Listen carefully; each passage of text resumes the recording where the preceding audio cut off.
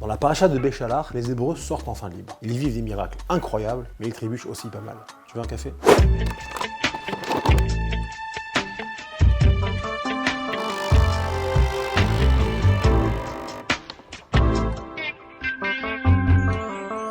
Après avoir laissé partir les enfants d'Israël, Pharaon, fou de rage, se ravise. Il mobilise son armée et se lance à leur poursuite. Et à peine 5 jours après leur départ, les Hébreux se retrouvent pris au piège. La mer devant eux, le désert sur les côtés, et par derrière les Égyptiens qui s'approchent. Pris de panique, ils se tournent vers Moïse et s'exclament, amer et ironique, « Quoi, manquait-il de tombe en Égypte pour que tu nous amènes mourir ici ?» Alors Moïse les rassure avec calme. Avancez vers la mer et n'ayez pas peur. Dieu combattra pour vous et vous, gardez le silence. Nous sommes ici face à un des miracles les plus spectaculaires du récit biblique.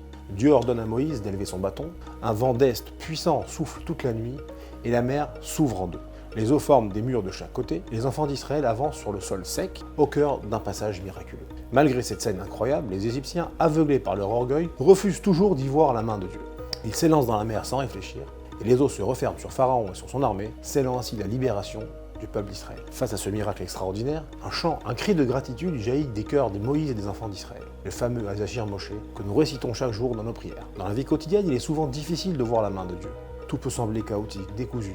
Et face à la souffrance, on se demande comment tout cela peut venir d'un Dieu bon et miséricordieux. Mais parfois un éclair de lucidité nous frappe. Tout s'assemble comme les pièces d'un puzzle. On comprend que chaque épreuve, chaque événement, même contradictoire, est en réalité partie d'un plan divin parfait. Et c'est ce qui s'est passé au bord de la mer. À cet instant, les enfants d'Israël ont tout compris.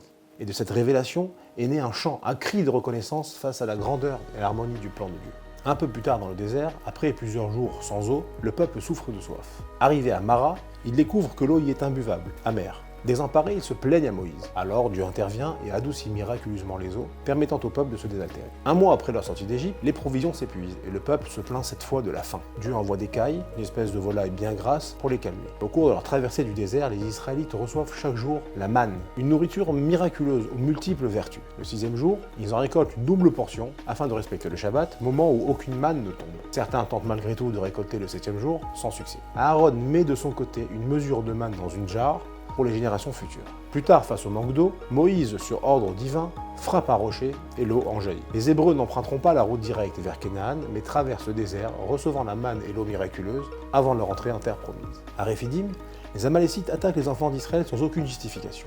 Leur territoire n'est pas menacé et aucun conflit ne les oppose. Leur motivation repose uniquement sur la haine ancestrale héritée d'Ésav contre Yaakov et de leur volonté acharnée de combattre le projet divin.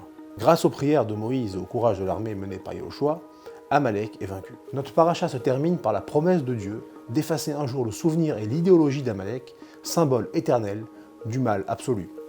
Shabbat Shalom.